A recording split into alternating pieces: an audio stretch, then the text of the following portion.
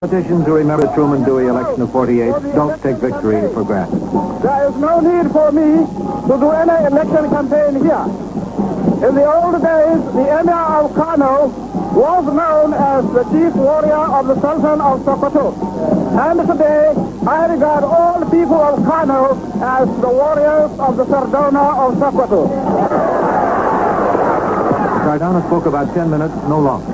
He didn't have to speak longer. Kano was in the bag for his northern party.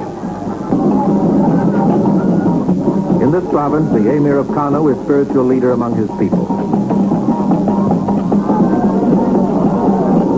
His honor guard of drummers, horsemen, soldiers is a spectacle for impressing the citizenry whenever he leaves or returns to his palace. His powers have Oriental roots. According to local legend, the coats of mail of his honor guard came from the Crusades. But today, another kind of crusade, a political crusade from the South, is causing the Emir and his political colleagues greater concern.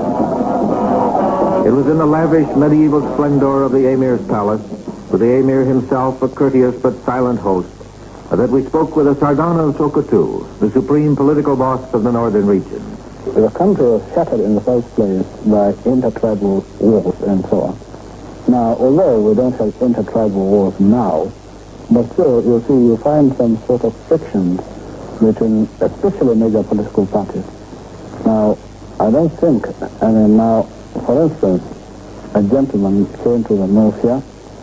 He did a lot of things contrary to northern traditions and customs, and that arouses a lot of feeling.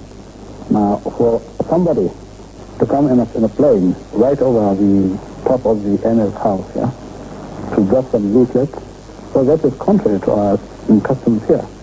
In the first place, the house is Pada. And secondly, well, we don't know why should he look into the house of another man, which are not our own tradition. But he did that sort of thing in many places, and that has aroused a lot of feeling against him, and also against his Yoruba tribe. I assume, sir, you are talking now about